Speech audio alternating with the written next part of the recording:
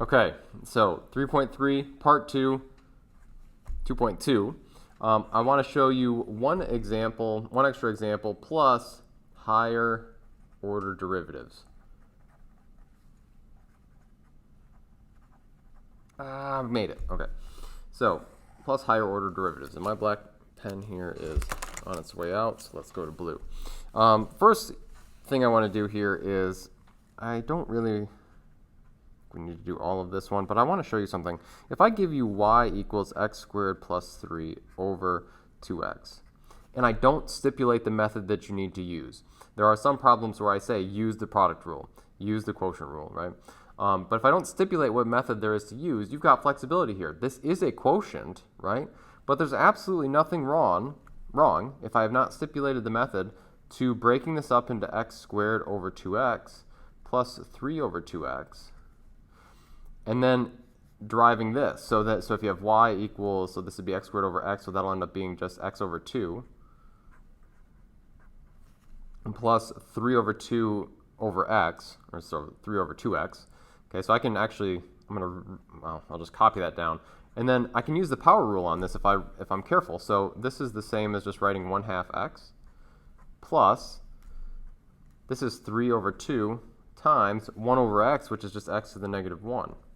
And then I can take the derivative of that. So if I want to derive that, it'd be y prime is equal to 1/2 minus 3 over 2x, subtract 1 from the power, be negative 2, would be the derivative. Okay, so I just want to show you that some of these you will have flexibility on what the easiest way to solve them is. All right, okay, then the last thing is, let's talk about higher order derivatives.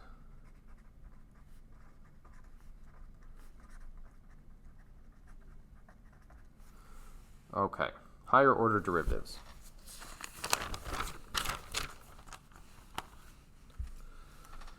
So, we already know that y prime is the same as dy dx, which is the first derivative, right? So we already know that y prime is the same as dy dx. Both of these things mean the first derivative with respect to x. So we've already talked about that. If y prime is differentiable, okay, so I guess maybe we need to write that down. If y prime is also differentiable,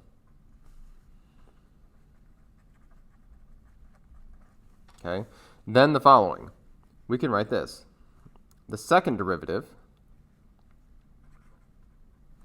y double prime, would be equal to the derivative of y prime with respect to x, which is the same as the derivative with respect to x of dy dx, okay, because y prime is just dy dx, and that would be d2 y dx2. And the way that this is read is the second derivative of y with respect to x.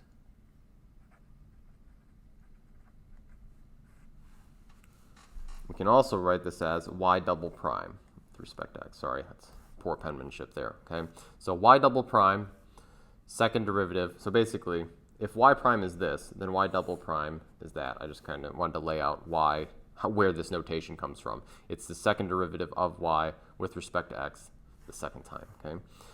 We can also go on. So we can take the third derivative if the second derivative is differentiable. Y triple prime, that would be the same as, or that would be equivalent to d with a little third exponent there, dx with a 3. That'd be the third derivative.